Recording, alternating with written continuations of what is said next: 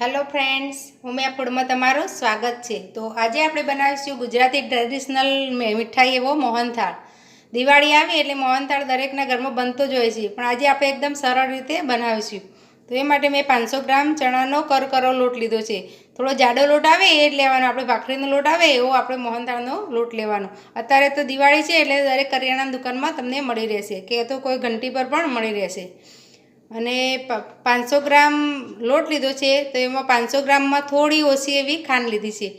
500 ગ્રામમાંથી આપણે 2 મુઠ્ઠી ભરાય એટલી ખાંડ મેં લઈ લીધી છે, કારણ કે થોડું ઓછું મીઠું અમારા ઘરમાં ખવાય છે। એટલે તમારે જો મીઠું ખવાતું હોય વધારે તો તમે 500 ગ્રામમાં 500 ગ્રામ ખાંડ લઈ શકો, અને 500 ગ્રામ ઘી। તો ચાલો આપણે હવે શરૂ કરીએ। તો મેં 500 ગ્રામ ઘી લઈ અને ગરમ કરવા મૂકી દીધું છે। ઘીને આપણે થોડું ગરમ થવા દઈશું।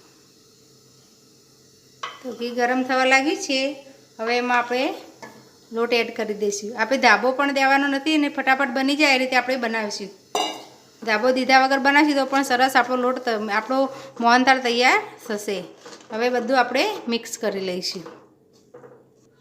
મેં બધું સરસ મિક્સ કરી લીધું છે। આ રીતનું ઘી થાય એવું આપણે ઘી લેવાનું। તમે 500માં 500 ઘી લેશો એટલે સરસ આ રીતનું બેટર આપણું થઈ જશે। તો હવે આપણે લોટને હવે મીડિયમ ગેસ પર શેકી લઈશું। ફાસ્ટ ગેસ નથી કરવાનો, મીડિયમ ગેસ પર જ એને આપણે શેકી લઈશું। આ રીતે કન્ટિન્યુ ચલાવતા રહેવાનું।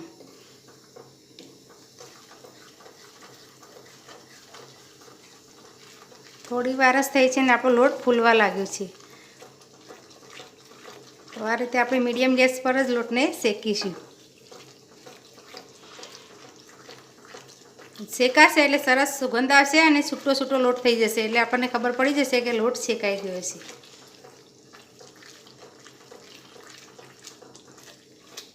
તો આ રીતે સતત ચલાવતા રહી અને લોટને શેકી લઈશું। આપણો લોટ સરસ ફૂલવા લાગ્યો છે અને આ રીતે જાળી પડવા લાગી છે। હજી આપણે થોડી વાર એને શેકીશું। ચણાના લોટને શેકાતા બહુ વાર નથી લાગતી, એટલે ફટાફટ શેકાઈ જાય છે। આ રીતે ફૂલીને ડબલે પણ થઈ જશે ને આ રીતે જાળી પડવા લાગી છે અંદર। થોડી વાર આપણે હજી શેકી લઈશું એને। તો આપણો લોટ સરસ શેકાઈ ગઈ છે। હવે આપણે ગેસ બંધ કરી અને આને એક મોટી થાળીમાં કે એમાં આપણે થોડો ઠંડો થવા મૂકી દઈશું। થોડી વાર સતત ચલાવતા રહેવાનું ગેસ બંધ કરીને, નકર નીચે ચીપકવા લાગશે, કારણ કે આપણી કઢાઈ ગરમ છે એટલે લોટ દાઝવા લાગશે। થોડી વાર આ રીતે આપણે કન્ટિન્યુ ચલાવી અને આને નીચે મૂકી દઈશું। કોઈ પણ પ્લેટમાં કાઢી લઈશું એટલે ફટાફટ ઠંડુ થાય। મેં પ્લેટમાં લઈ લીધું છે આપણું જે લોટ શેકેલો હતો એ। હવે મેં કઢાઈમાં ચાસણી બનાવી છે, તો એમાં આપણે ખાંડ એડ કરીશું। તો 500 ગ્રામમાંથી થોડી ઓછી એટલી ખાંડ છે। ખાંડ ડૂબે એટલું આપણે પાણી એડ કરીશું।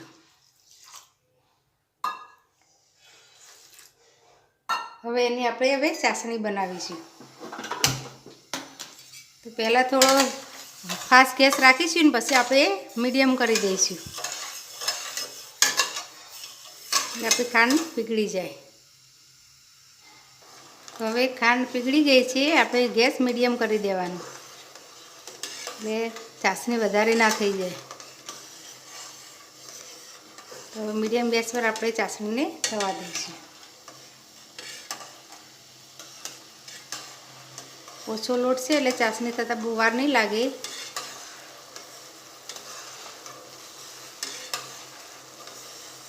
એક તારની આપણે ચાસણી કરવાની છે।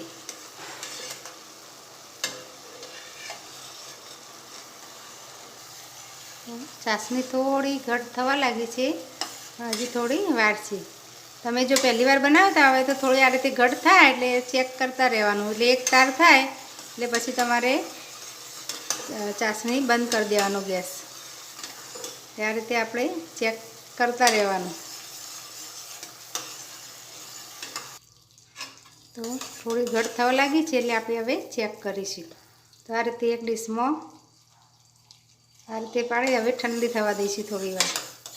ત્યાં સુધી ગેસ સ્લો રાખવાનો, નહીંતર ચાસણી જોતાં જોતાં ચાસણી કડક થઈ જશે, એટલે ગેસ એકદમ સ્લો રાખવાનો। હવે આપણે ચેક કરીશું. તો આ રીતે હાથમાં ચેક કરવાનું. તો આ તાર થઈને તૂટી જાય છે. હજી તાર થતો ને તાર થોડો થાય છે, અડધો તાર થાય છે પણ તૂટી જાય છે. એટલે આપણે હજી ચાસણી થઈ નથી, હજી થોડી વાર થવા દઈશું. તો હવે જો તમે જોઈ શકો છો, આ તાર થવા લાગે છે. આ રીતનું તાર થવા લાગ્યું છે. તમને નજીકથી બતાવી દઉં. તાર થવા લાગ્યું છે. થોડો તૂટે છે પણ આ તાર થાય છે ખરો. એટલે આપણે હવે 1 થી 2 મિનિટ જ રહેવા દઈશું. હવે આપણે અંદર કલર એડ કરી દઈશું. તો મેં પાવડર કલર હતો તે પાણીમાં પલાળી દીધો છે. ઓરેન્જ, રેડ ઓરેન્જ આવે છે, એ જ સ્પેશિયલ મોહનથાળનો કલર જ આવે છે, એ લીધો છે. એ આપણે એડ કરી દઈશું. ને હવે થોડી વાર થવા દઈશું, કારણ કે આપણે કલરમાં પાણી એડ કરેલું હોય છે, એટલે એને આપણે 1 મિનિટ પહેલાં એડ કરીએ તો એનું પાણી બળી જાય. હવે આપણે 1 મિનિટ થવા દઈશું.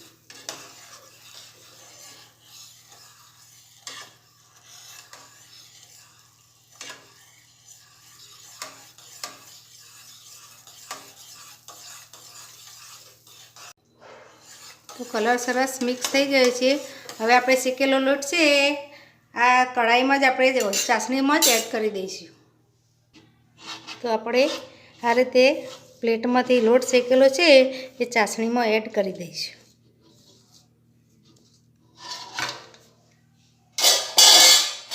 હવે બધું સરસ આ રીતે મિક્સ કરીશું.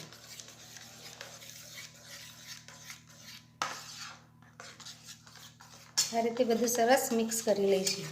એટલે બધો એક રસ થઈ જાય ચાસણી, અને આપણો જે શેકેલો લોટ છે એ એક રસ થઈ જાય. કઢાઈ ગરમ છે એટલે આપણે ફટાફટ કરવાનું, નહીં તો નીચે ચોંટવા લાગશે. તો બધું સરસ મિક્સ થઈ ગયું છે. હવે આને આપણે એક પ્લેટમાં ઠારી દઈશું.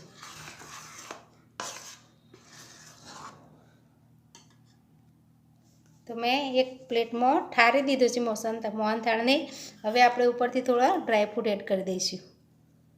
આ રીતે ઉપરથી થોડું, તમે ચારોળી હોય તો ચારોળી પણ એડ કરી શકો. મેં મિક્સ ડ્રાયફ્રૂટ લીધું છે, એ આપણે એડ કરી દઈશું.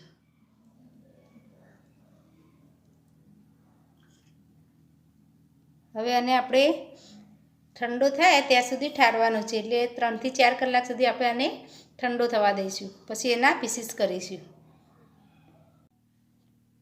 તો હવે 3 કલાક જેવું થઈ ગયું છે, અને મારા મોહનથાળ સરસ ઠંડો થઈ ગયો છે, અને એના મેં પીસીસ પાડી લીધા છે. તમારે જે સાઈઝ જોઈએ એ સાઈઝના પીસીસ પાડી લેવાના. હવે આપણે એક પીસ કાઢીને જોઈ લઈશું. તો એકદમ સરસ આપણો મોહનથાળ બનીને તૈયાર થઈ ગયો છે. એકદમ અંદરથી સોફ્ટ એકદમ, અને મોઢામાં મૂકતા જ ઓગળી જાય એવો આપણો મોહનથાળ તૈયાર થઈ ગયો છે. તો એકદમ સિમ્પલ રીતે અને ફટાફટ બની જાય એવો આપણો મોહનથાળ તૈયાર છે. જો તમને આ મારી રેસીપી ગમી હોય તો મારા વિડીયોને લાઇક, શેર અને મારી ચેનલને સબસ્ક્રાઈબ જરૂર કરજો. ફરી મળીશું આવા નવા વિડીયો સાથે. ધન્યવાદ.